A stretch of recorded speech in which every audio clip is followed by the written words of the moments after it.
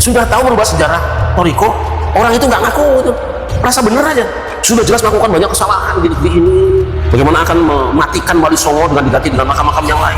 Makam-makam palsu itu kan dalam rangka menghancurkan Wali Songo, dalam rangka mematikan kehormatan Wali Songo. Semenjak Jatman dipegang Habib Lutfi, maaf, sejarah pendirinya berbeda. Itu. Makanya ketika muktamar NU di Makassar, Habib Lutfi kan penyalon Islam, dihadang oleh Mbah Sahal. Mbah Sahal kan ngerti persis. Dan Mbah Sahal itu menghadangnya habis jual uang 2 miliar loh. Kalau ngerti, muktamar di Makassar. Dan langkah ini dapat disimpulkan bahwa Idharah alias Jatman telah secara sadar dan sengaja mengubah status hukumnya dari Badan Otonom Perkumpulan Jamiyah Nahdlatul Ulama menjadi entitas badan hukum perkumpulan tersendiri. Artinya ini ingin mengeluarkan dari induknya Nahdlatul Ulama melalui pengesahan di akhir, dan ini lagi diproses oleh Lembaga Bantuan Hukum PBNU. Jumiyah Torekoh Muktabaroh ingkang enggal jenengan penganut Torekoh ben duwe wadah malih, bahwa alhamdulillah guru kita Maulana Habib Lutfi bin Ali bin Yahya ini telah mendirikan organisasi kemasyarakatan yang disebut sebagai Jam'iyah Ahli Thariqah Al-Mu'tabaroh Ahlus Sunnah wal Jamaah. Alhamdulillah. Ini deklarasi final dari pembangkangan seorang Bapak Lutfi bin Yahya terhadap Nahdlatul Ulama. Ini adalah organisasi diroron wa kufron wa tafriqon bainal mu'minin. Orang yang tukang bohong percaya. Bayu tamalu fi haqaid. Masya Allah. Orang tukang pengkhianat itu dipercaya. Wa yukhawwanu fiha amin. Justru orang yang bisa dipercaya dikhianati. Kalimat terakhir, bayantiku fihim ruwaidah fi amri amah, bayantiku fihim ruwaidah fi amri amah. Ruwaidah itu orang yang tidak tahu urusan apa-apa, orang yang bodoh bukan pada bidangnya. Dan nanti orang-orang yang ruwaidah tadi itu yang tidak punya ilmu berbicara dalam urusan kepentingan umum. Orang awam percaya karena nggak punya kaidah. Tapi orang pinter nggak usah megang, nggak usah deket, jauh udah tahu itu bukan tokek, itu biawak, cuman dicet. Gitu. Kok bisa tahu kaidahnya? Namanya tokek begini, kalau yang begini biawak. Tapi orang awam kan tidak tahu.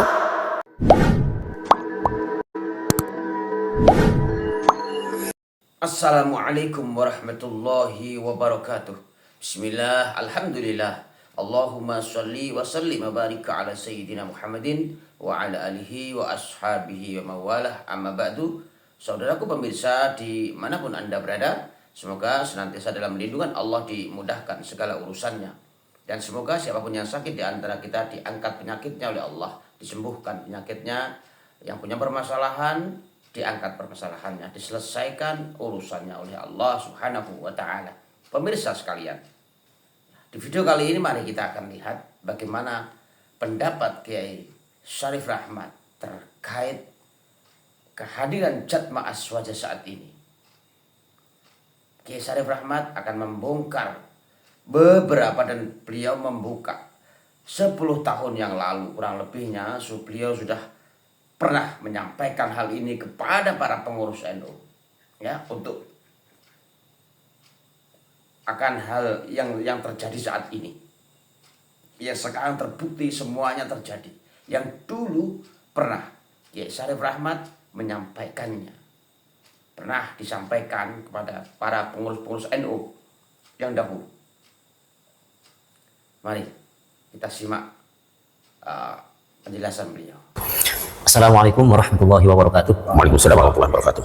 Salam sejahtera untuk kita semua, para pemirsa Parasuka TV di mana saja Anda berada. Mudah-mudahan kita semua senantiasa dalam sehat walafiat dan selalu berlimpah keberkahan. Amin.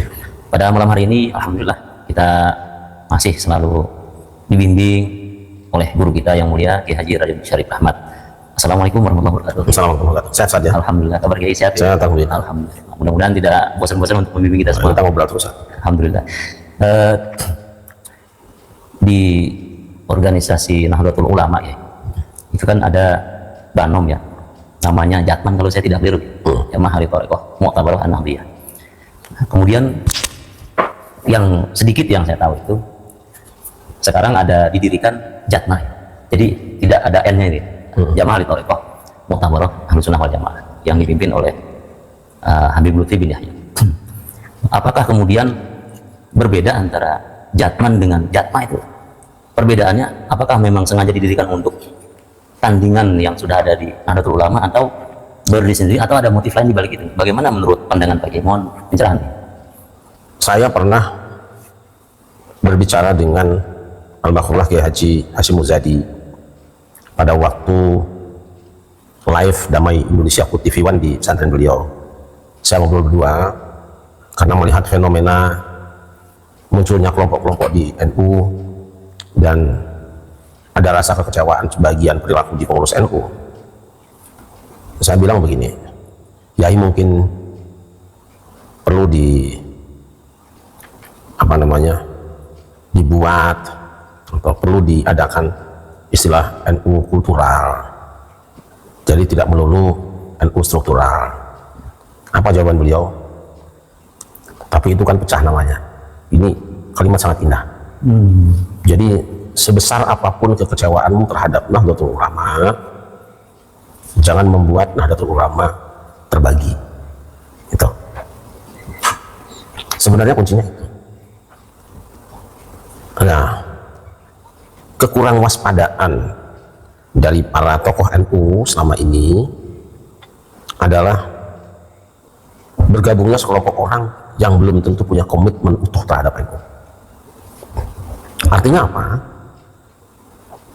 Ada orang-orang yang menjadi anggota dan warga NU karena memang ingin beramal seperti amalnya NU, ingin berkhidmat menyumbangkan apa yang dia miliki untuk NU. Tapi ada juga yang sebaliknya. Ada orang yang masuk di rumah NU, dia bukan tukang cat, dia bukan mau ngepel, dia bukan mau ngisi tambahan air minum, tapi justru mau bukain lemari, ngambil isi-isinya. Saya kira paham ya? Ya. Jadi ada orang yang masuk ke NU karena ingin menyumbangkan apa yang dia miliki untuk NU. Ada orang yang masuk NU ingin beramal bersama-sama dengan para ulama NU. Tapi ada juga orang yang masuk ke NU ingin mengambil manfaat dari NU. Nah, yang terakhir ini terbagi dua. Ada yang manfaatnya ukhrawiyah, artinya memang dia ngalap barokah dari para kiai NU. Tapi ada juga yang ambil manfaat dunyawiyah untuk menaikkan pamor dirinya, gitu, untuk menaikkan harga kelompoknya. Kan kalau mereknya NU kan mahal, Ya. ya kan, orang yang kemarin-kemarin bukan siapa-siapa begitu kemudian pakai baju NU, kan, bajunya juga NU, gitu, Ya. naik daun, gitu. Karena memang kendaraan atau ormas terbesar di Indonesia. iya, Bahkan di dunia, Pak. di dunia ormas paling besar ya NU. Iya. Kalau NU mau bikin negara cukup, Ya. cukup Pak. Anggap saja sekarang NU berkumpul di seluruh Indonesia di Pulau Jawa gitu, Ya. Jawa, oh deklarasi gitu, negara NU. Jadi itu ya. Jadi artinya bayangkan saja kalau 100 juta warga NU, ini Pulau Jawa ada nggak 100 juta? Ya, hampir setengah penduduk seluruh Indonesia malah. Gitu loh ya. Anggap saja 100 juta atau 90 juta. Ini dari Provinsi Banten sampai Jawa Timur ada nggak 100 juta? Nggak ada ya? Iya. Ada nggak? Ya, ada. Anggap saja segitu. Kalau bareng-bareng orang NU kumpul di Pulau Jawa, yuk kita deklarasi negara NU. Jadi lah. Nah, ini candanya begitu. Artinya betapa besarnya NU, baik kesejarahan, ya para ulamanya besar-besar, perjuangannya juga luar biasa, warganya juga orang-orang patuh. Maka siapapun yang pegang merek NU, dia akan mahal harganya. Nah, para pengurus yang kemarin-kemarin itu kurang waspada, tidak ada litsus. Seharusnya orang kan jelas. Kalau orang masuk di NU misalnya, harus ada komitmen, jangan rangkap ormas. Orang yang sudah aktif di satu ormas, kalau bisa ya jangan di sini, Ya. ya kan? Dan kalau kedapatan aktif di satu ormas yang lain, stop di sini, itu paling aman. Kan ada partai dua misalnya, orang berada di partai ini, begitu ketahuan dia gabung sini, pecatnya, Ya. gitu loh. Kecuali kalau di sini cuma kunjungan atau undangan saja. Tapi kalau aktif full di sini, gitu. Misalnya seperti itu. Nah, kita kembali ke masalah tarekat. Ya. Tahun 2019 atau 15 malah saya. Ya 19 lah, mereka 2019. Sebelumnya malah. Ya. Perkiraan 2015, Kiai Khalwani kesini mampir, kemudian saya temui di BSD. Saya sudah ngobrol, bercerita tentang yang terjadi hari ini. Ya. Ini mudah-mudahan Kiai Khalwani masih bisa menonton kita ngobrol. Dia bercerita tentang berbagai hal tentang tarekat. Saya bilang, kalau begitu berarti Kiai Khalwani yang paling layak untuk pegang jatman, Pak. Mohon berkenan. Insya Allah dia masih ingat di BSD. Kita ketemu juga di Depok. Itu yang saya sampaikan. Ya. Alhamdulillah sekarang sudah. Ya. Karena beliau tahu penyimpangan sejarahnya. Kan? Banyak hal. Nanti saya hanya akan berbicara dengan orang-orang yang selama ini pernah saja bicara supaya terbuka benar apa tidak saya pernah mengatakan ini. Jadi kalau saya bicara tentang si A misalnya, saya ingin di hadapan dia. Ya. Tentang si B di hadapan dia. Kalau ngomong dengan antum kan mungkin, ini orang bohong kali ini. Nanti ketemu orangnya kita tanya, ya enggak? Ya. Saya sudah banyak bicara dengan KKNU, di PBNU juga berbicara banyak hal. Hari ini terjadi semua. Kekhawatiran kita terjadi semua hari ini.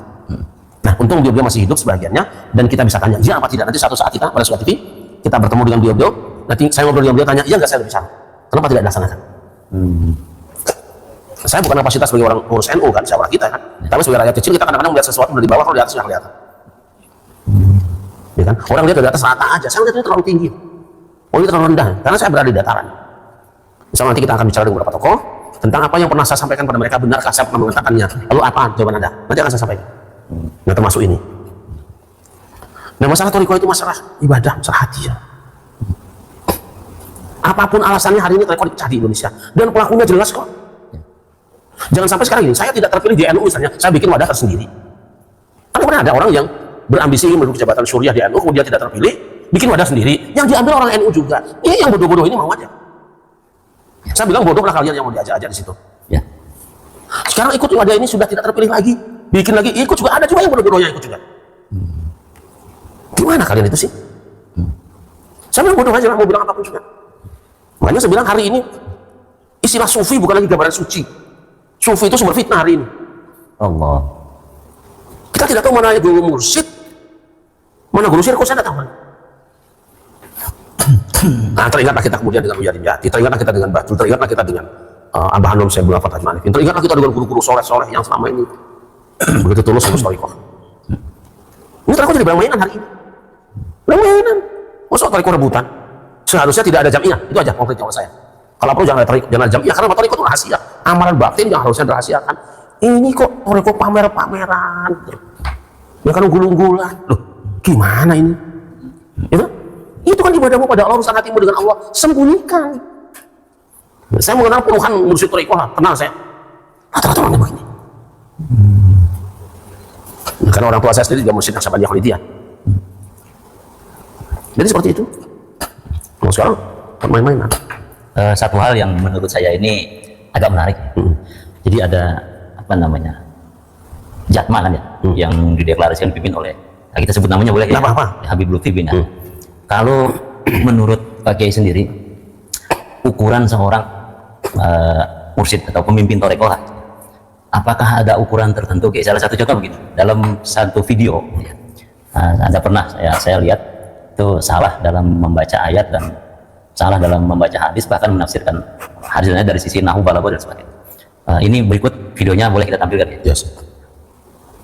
Nah, nyuwun sewu. Ngeten iki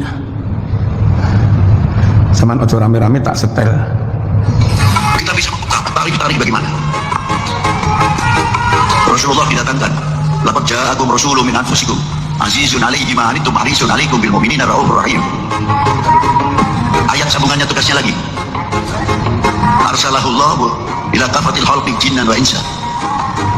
Arsalahullahu ila kafatil khalqi jinnan wa insa. Basyiran wa mubasyiran wa nadhira bil huda wa dinil haqqi. Ila akhir ayat. Satu lagi, u'idtu li utammima makarimal akhlaq. Menyambung. Intinya dari mana sumbernya seperti itu? Dari laqad ja'akum rasulun min anfusikum azizun di sini hebatnya. Nek cowok itu lebih luas, sebab sesuai nahumnya teman-teman yakti negakaken ingsun kum marang sliramu, teman-teman yakti. Nah itu ya, jadi memang begini, al-insan mahalul khata' wa nisyan. Tetapi apakah kesalahan membaca dalam konteks ya seorang pemimpin tarekat itu, ini kan menjadi menurut hemat saya kurang pas lah. Nah, ayat yang dibaca itu kan ya boleh dikatakan sampai merubah ayat. Kalau misalnya boleh saya kutip ayat ini, surah Saba ayat 28. Wa ma arsalnaka illa kafatan linnas basyira wa nadhira walakin aktsarun nasi la ya'lamun. Tapi dibaca di situ wa ma arsalnaka illa kafatan lil khalqi jinni wal insi, kan gitu ya. Jinnan wa insan. Jinnan wa insan.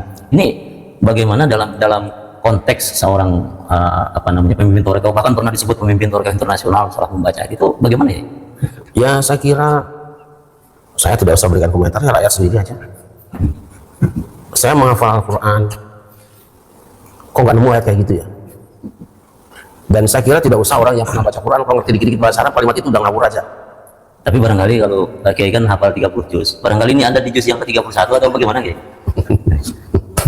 Ini kan menjadi aneh, artinya begini, kalau saya sebagai orang awam lah, ya layaklah dalam kesalahan. Itu cocoknya di juz 28. Nah, tapi bukan Quran, itu. Iya. Kitab suci yang cuma 28 juz ya. Iya. Ada lagi baca hadis man ra'aitul munkar. Lah ini kan saya sebagai orang awam menjadi bingung ya. Nah sekarang kalau misalnya dianggap manusia itu sebagai tempat salah dan lupa, kemudian dalam konteks ulama itu atau pemimpin tarekat itu sebetulnya adakah ukuran orang layak sebagai pemimpin tarekat itu, sebetulnya ada ukuran atau tidak? Apa ukuran? Saya ingat hadis Nabi dalam riwayat Ibnu Majah bahwa nanti ada sanawatul khada'at, tahun-tahun yang penuh dengan tipu daya. Yusaddaqu fiha al-amin, yusaddaqu fiha al-kadhib. Orang yang tukang bohong dipercaya. Baik, tamalu fiha al-khaid. Masya Allah. Orang tukang berkhianat itu dipercaya. Wa yukhawwanu fiha al-amin. Justru orang yang bisa dipercaya dikhianati. Kalimat terakhir, wa yantiqu fihim ar-ruwaybidah fi amri al-'ammah, wa yantiqu fihim ar-ruwaybidah fi amri al-'ammah. Ruwaybidah itu orang yang tidak tahu urusan apa-apa, orang yang bodoh bukan pada bidangnya. Dan nanti orang-orang yang ruwaybidah tadi itu, yang tidak punya ilmu, berbicara dalam urusan kepentingan umum. Saya tidak mengatakan hari ini, Nabi kan mengatakan akan datang. Ya. Tapi kalau kita kaitkan gitu ya dengan kesalahan itu dengan hadis tadi gitu, al-insan mahalul khata' wa nisyan, apa itu cocok deh untuk mengomentari hal-hal seperti itu? Seorang yang terlanjur digelari dengan gelaran yang tinggi dan besar serta hebat, itu seharusnya dia tidak mengatakan sesuatu yang tidak mungkin, yang tidak mantap dia menghafalnya, dia tidak mengatakannya. Dan kalau melakukan kesalahan maka dia harus cabut kembali kesalahannya itu di muka umum juga. Iya kan? Ya. Saya salah, ngaku aja. Tapi kan ada orang-orang tertentu yang selama ini melakukan kesalahan dan kejahatan tidak pernah ngaku. Sudah tahu merubah sejarah NU nggak ngaku, dan PBNU-nya juga diem aja. Iya kan? Sudah tahu merubah sejarah Toriko, iya kan? Orang itu nggak ngaku, gitu. Rasa bener aja. Dan seolah-olah ada pembiaran. PBNU-nya gitu juga dah. Gitu. Ini aneh. Sudah jelas melakukan banyak kesalahan di negeri ini. Bagaimana akan mematikan Wali Songo dengan diganti dengan makam-makam yang lain. Makam-makam palsu itu kan dalam rangka menghancurkan Wali Songo. Ya. Dalam rangka mematikan kehormatan Wali Songo. Kok diem? Insya Allah. Jadi ya lagi-lagi PBNU lah. Jangan dibuat orang loh, yang pengetahuan toh. Ya. Siapa orangnya di situ yang memang ini yang nanti diberikan alat alat bantu dengar. Tapi kan kemudian yang menjadi korban itu kan masyarakat umum. Ya salah dia, ikut dia apa sih? Kan sudah diberitahu jangan ikut itu, jangan masuk situ, jangan bergabung dengan ini. Masih juga ke situ. Ya karena orang awam biasanya lebih menghargai busana itu kan daripada kualitas itu. Mereka kan yang cari cuma kuali dan tas kan. Jadi dipisah ya. Iya. Benar juga ya. Saya teringat ya ada satu makalah disampaikan oleh ya orang yang sepuh. Entah makalah ini dari mana saya juga tidak tahu. Nanti mohon bisa digoogles. Liba suka makom qoblal julus, muka makom ba'dal julus. Jadi biasanya kalau sebelum duduk itu yang dilihat mesti busananya. Tapi setelah duduk ya itunya. Iya. Cuman sayangnya memang masyarakat orientasinya itu ya casing dan busana aja. Karena yang pakai busana nggak punya malu, atau dia memang punya perlu. Hewan tidak pernah melanggar, nggak pernah ada yang melakukan ganti pakai jengger ayam pelung. Dia kok kulitnya pendek, tetap aja jengger yang pendek. Atau ayam pelung berarti mau buat taji ayam bakok, nggak ada, tetap aja seperti itu. Tapi memang sekarang sudah zamannya ada anak-anak yang orang-orang yang pernah ngobrol kan kita, kan ada orang jualan tokek kan, Ya. ada tokek semeter panjangnya, 1 miliar harganya kan, kalau panjang 1 meter, orang awam percaya, karena nggak punya kaidah. Tapi orang pinter nggak usah megang, nggak usah deket jauh udah tahu, itu bukan tokek, itu biawak, cuma dicet. Gitu. Kok bisa tahu kaidahnya? Namanya tokek begini, oh yang begini biawak. Tapi orang awam kan tidak tahu. Gitu loh. Iya. Masya Allah. 1 miliar dibeli, dicet. Ya. Ada juga burung perkutut, warnanya putih. Orang tidak tahu, percaya aja. Dibeli, sebulan rontok ganti, biasa lagi bulunya. Itu dicat. Tapi orang-orang tukang burung tahu. Dibuka sedikit, oh ada beda sini. Walaupun persis kayak apa, yang asli dengan tidak akan ketahuan sama ahlinya. Gitu. Sama juga burung, kalau ada yang warnanya coklat sedikit sini, berarti jantannya. Orangnya curang, cat sedikit coklat sini. Jadi orang percaya dengan casingnya seperti itu. Nah orang awam itu mau ya, gitu kan. Kalau udah ketahuan, apa namanya, bunyinya seperti itu, berarti itu kan ayam pelung atau ayam apa, ketahuan, kita tahu. Gitu. Hanya kan begini, persoalannya begini, di dalam kaidah Islam itu kan ada syariat, tarekat, hakikat, marifat, kan begitu. Ya, artinya menurut saya sebagai orang awam, kalau sudah disebut sebagai pemimpin toreko, kan gitu istilahnya kan, ya mestinya hal-hal semacam itu, apalagi salah membaca dalam hadis yang sebetulnya sudah sangat familiar di masyarakat, kan mestinya ya tidak ada kesalahan lagi, kan begitu. Nah ini kemudian kan masyarakat menjadi bingung, apakah selama ini yang diikuti memang betul toreko atau bagaimana? Nah ini kan jadi bingung kayak gitu. Iya. Ya kan ada standarisasi kan, ada standarisasi. Sekarang toreko itu jadi barang mainan kok. Anak-anak kecil masuk toreko. Wah seneng kumpul di mana-mana. Musiknya seolah-olah dapat wahyu. Ya. Bahkan didatangi oleh apa itu ulama dari kalangan jin gitu ya, macam-macam lah. Nah iya. Sekarang nggak repot-repot lah. Cuma sampai anak guru musid gitu. Baca kitabnya, baca ayatnya, terangkan dengan baik, gitu kan. Itu lebih baik, ajar aja. Tunjukkan perilaku yang baik, udah baik. Sekarang ini banyak sandiwara. Sandiwara. Saya mengenal berapa guru musyid tarekoh, waktu saya mengenal tarekoh ya. Itu kok nggak model kayak gitu ya. Itu hanya, kalau saya lihat sih seperti mainan politik juga ya. Politikus sama politisi tapi pakai busana tarekoh, yang ini pakai busana ini, tapi semuanya tetap itu. Mohon izin ya, ulama-ulama tarekoh yang Pak Kiai kenal gitu, itu mereka itu dalam membaca Quran itu memiliki faswah yang baik atau bukan baca Quran bagus, guru besar Quran. Masya Bahar Wali Kudus. Telepon sama dia. Berapa ribu santrinya hafal Quran dan beliau guru besar. bukan hanya ahli membaca Quran. Bukan cuma ahli, dia punya santri. Dia simak ribuan santri Quran sampai hafal.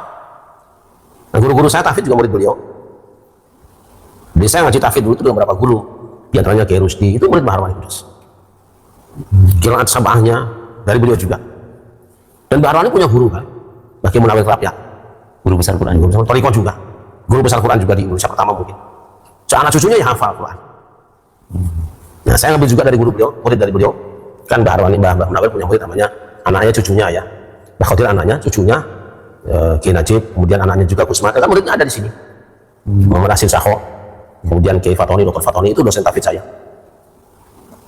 Kemudian salah satu dosen tahfidz saya juga, Kiai Muhammad Zain, Dr. Muhammad Zain, dia murid dari Kiai Adnan di Cukir Jombang. Hafidz Quran, Toriko juga. Jadi jangan tanya kepada orang-orang Toriko tentang Quran sebab mereka sudah hafal sebelumnya. Tauhidnya sudah selesai, fikihnya sudah selesai, akhlaknya sudah selesai. Hadisnya gitu. Oh iya, hadisnya sama. Jadi istilahnya kesalahan-kesalahan itu ya boleh dikatakan tidak tepat lah. Kan ada wa tariqu kulli masyayikhin qad quyidat bi kitabi rabbi wal hadis ta'assala. Itu di kitab Riyadhus Shalihin. Anak-anak santri kita hafal sih. Jalan para masyayikh itu quyidat telah diikat. Terbatas. Bi kitabi rabbi dengan firman Allah, kitab Allah, wal hadis dan hadis. Jadi bagaimana orang akan menjadi guru mursyid kalau Qurannya tidak benar, hadis yang nggak bisa baca, apa dikit-dikit aja. Syekh Abdul Qadir Jilani, dia punya tafsir, dia jago hadis, pada zamannya bintangnya dia. Jadi kalau menjadi guru mursyid pantas, gitu loh. Masya Allah, Masya Allah. Jadi akrab dengan Quran dan hadis sudah hari-hari, bahkan wiridnya itu ya Quran dan hadis. Masya Allah. Bacanya Quran dan hadis, gitu. Masya Allah, Masya Allah. Jadi tidak pas kalau dikaitkan dengan hadis yang kemudian manusia itu tempatnya salah dan lupa itu hal ini kurang pas lagi. Benar bahwa manusia itu ada salah, ada lupanya. Tetapi pada hal-hal yang menjadi konsumsi umum atau hal-hal yang santapan harian kok tidak pantas lah. Sama-sama katanya dia imam sholat misalnya kan. Misalnya ada orang, saya imam sholat di Madinah tapi Fatihah salah. Mana percaya? Kalau orang Betawi bilang orang pantas pisan. Orang pantas pisan iya. Betul. Jadi ada standarisasi. Standarisasi. Nah, tapi ya kalau orang mau tahu orang yang paling bodoh ya saya aja. Jadi kalau untuk menjelek-jelekan saya nggak usah dijelekin, udah jelas jelek. Nggak usah dibilang bodoh, kan ada yang komentar saya di TikTok itu bacaan salah apa Qurannya salah-salah, ya kan? Gitu nggak apa-apa, saya nggak pintar. Begitu loh. Nah, namun kan begini, kalau misalnya untuk mengatakan umpamanya, saya mengatakan orang itu bodoh, kan sebetulnya mudah, datang saja ke tempatnya kan. Kalau menurut saya jauh ongkosnya sini berapa. Dan saya tidak perlu untuk mengatakan saya bodoh, tidak perlu saya bantah memang saya bodoh. Gitu. Tapi kalau pinter, jangan fitnah saya. Ketemu aja belum kok. Gitu. Baru yakin pinter atau enggaknya. Saya bodoh, iya benar. Kan gak ribet kan? Ya. Masya Allah. So, saya memang bodoh. Gak pernah ngaji, gak pernah mondok, gak bisa baca Quran, gak bisa baca hadis. Ya santai aja. Gak apa-apa. Makanya kita ya sesuaikan busana kebodohan dengan busana kita seperti ini. Ini kan busana orang-orang bodoh. Orang pintar kan rangkap berapa itu? Iya. Warnanya kudu putih kan, bertopi, terus walaupun nggak perlu kan. Iya. Mungkin besok tambahin payung juga. Iya. Jadi kalau Anda melihat tayangan ini, saya orang bodoh benar sekali, dan saya nggak akan tersinggung. Ngapain juga tersinggung? Ya, tapi kalau juga saya boleh berkomentar ya, orang yang mengatakan bodoh itu sebaiknya ya berkunjung lah gitu. Nggak usah berkunjung, ngajak makan kita aja di mana gitu kan. Iya. Iya santai. Ya, ini menarik ya. Namun kalau kita bahas secara panjang lebar ini malah jadi panjang dan luas ya. Cuman begini, untuk closing statement kayak kami mohon ya berkenan kayak untuk menjelaskan bagaimana baiknya ahli Torekoh Jatman atau Banom NU itu yang pertama. Yang kedua, bagaimana sikap masyarakat umum gitu ya menyikapi fenomena yang viral saat ini, ada kesalahan segala macam, kemudian udah mengagungkan sesuatu yang padahal apa yang mereka agungkan itu ya kurang pas lah. Ya mohon penjelasan. Salah satu fatwa di Nahdlatul Ulama itu ada pertanyaan, apakah apabila saya mengajar kitab Fathul Qorib selama hidup saya itu saya sudah bertorekoh? Ya, Anda sudah bertorekoh. Jadi tidak perlu masuk torekoh formal lah yang bikin ribet ini sekarang. Ya, torekoh sekarang sudah rusak karena saing-saingan satu dengan yang lain. Mereka saing bagus-bagusan, dan semua masjid utamanya itu Sultan Aulia semua, dan banyak ceritanya mirip-mirip. Misalnya Syekh ini diriwayatkan ketika ibunya hamil, ketika anaknya lahir, si wali ini masih bayi, bulan puasa tidak mau menyusu ke ibunya. Ini hampir semua disebut kayak gitu. Nah, biasa gak gitu-gitu amat sih. Terus ada lagi yang kedua yang terkenal juga nih. Di antara karomah wali ini adalah pernah dia naik perahu, kemudian perahunya pecah, dia menumpang di atas satu papan, didorong oleh ikan hiu lumba-lumba. Itu hampir semua ada kayak gitu juga. Itu yakin bohong lah, jangan percaya aja. Ya kayak gitu kan. Jangan bicara karomah, istiqomah aja. Jadi saya anjurkan gini, daripada kita masuk torekoh yang tidak jelas, yang ribut ini, bagi saya ta'arodu tasakoto. Kalau sudah benturan, kehancuran dua-duanya. Baca Quran yang banyak. Baca Quran aja tiap hari. Nah, yang mulai ngaji kitab aja. Musafirah, kamu takrib, kayak mau jurumiyah, kayak itu aja mulai tiap hari. Tidak usah dipusingkan dengan kudu ikut ini, ribet juga lah berantem seperti ini. Kalau orang sudah berantem gak ada ikhlasnya. Palingan panjenengan juga nanti jadikan pasukan suruh berantem, suruh demo kan, gak ada gunanya. Masuklah pikir yang baik, gitu loh. Jadi saya bukan tidak suka dengan thariqah, bukan. Tapi ketika sekarang sudah tasyabuh, mana yang asli dan mana yang tidak, makan yang murah aja deh, yang jelas itu. Ada 2 rumah makan besar, mereknya sama. Kita ada pesan dari rumah apa, kita mau makan, wah itu enak, tapi yang mana yang benar ya?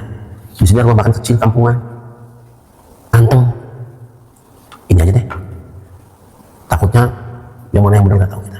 Kita nggak usah terlalu hebat-hebat. Saya tidak peduli nggak dianggap sebagai murid tarekat siapa pun bisa. Saya baca Al-Quran, saya baca hadis, saya baca kitab fikih, kitab tauhid dan sebagainya. Nah, tiap hari makanya di dalam kitab saya ada acak-acakan tiap tempat. Saya merasa baca Quran saja belum cukup kok, masih kurang waktu kita. Jadi bacalah Al-Quran pagi, siang dan malam. Dan itu ada doanya kan, wala zuhri tidak tahu, ana al-laili wa atrafa nahar. Ya Allah anugerahi aku membacanya pagi, siang dan malam. Itu aja baca. Jangan ikut dengan kelompok-kelompok yang bertikai. Rugi kita. Itu ya. Yang kedua pada mereka yang telah mengamalkan thariqah, silakan diamalkan. Tapi kalau engkau menemukan ada seorang guru yang menyimpang dari benar, tinggalkan dia.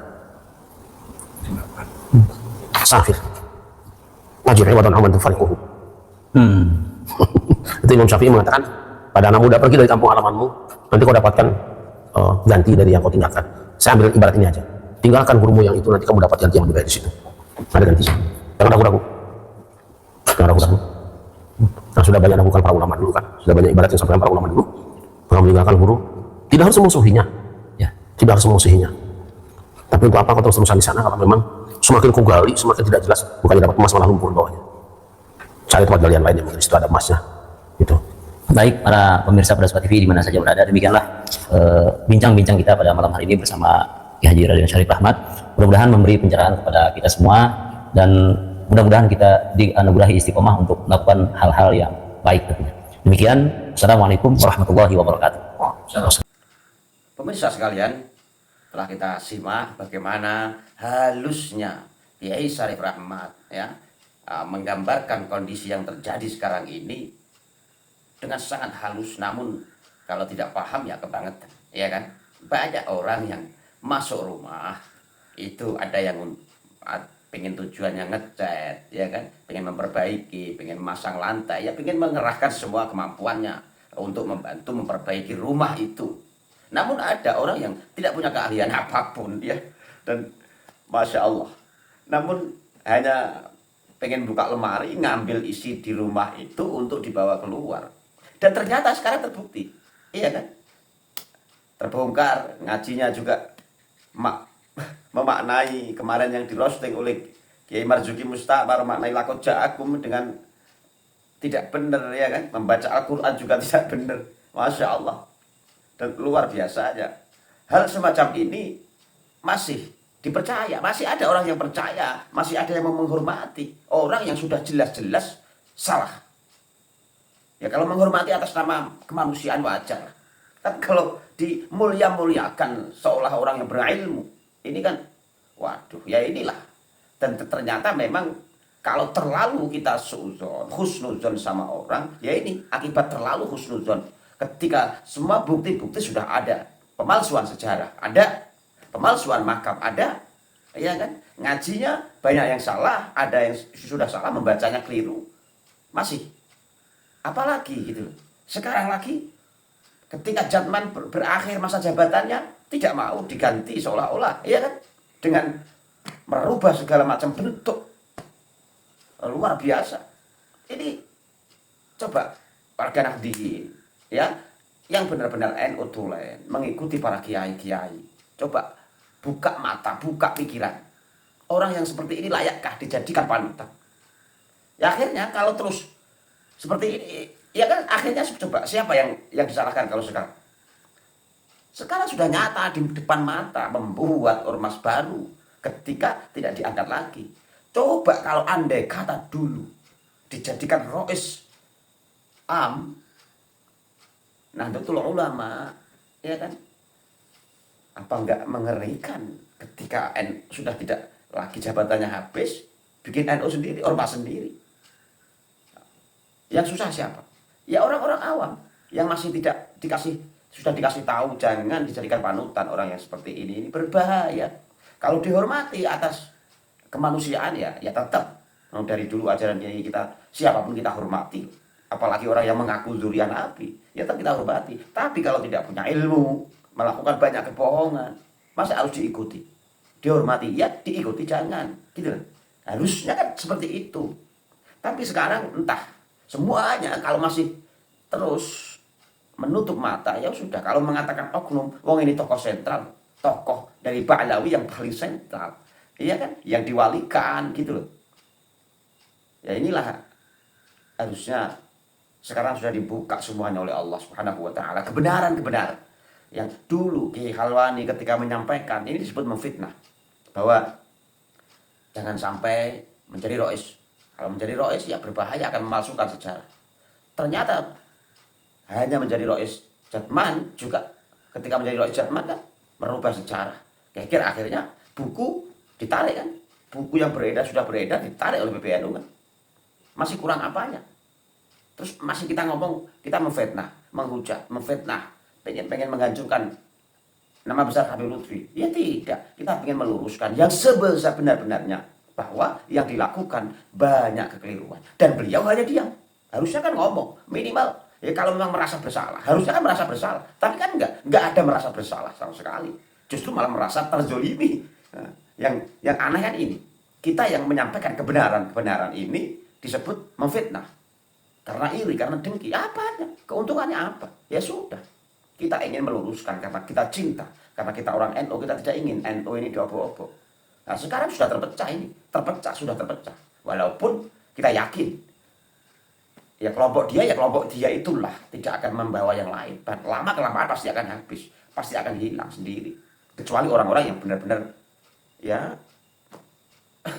tidak jelas. Begitu, saudaraku. Pahamilah, sadarilah bahwa banyak sekali sudah dibongkar secara terang-terangan. Harusnya menjadi pelajaran penting bagi kita semua. Oke? Semoga kita semua senantiasa dalam lindungan Allah. Semoga Allah menjaga Nahdlatul Ulama tetap eksis. Semoga orang-orang yang ingin menghancurkan, ingin mengobok-ngobok Nahdlatul Ulama direndahkan oleh Allah Subhanahu wa taala. Kurang lebihnya mohon maaf. Wallahul muwaffiq ila aqwamit thoriq. Assalamualaikum warahmatullahi wabarakatuh.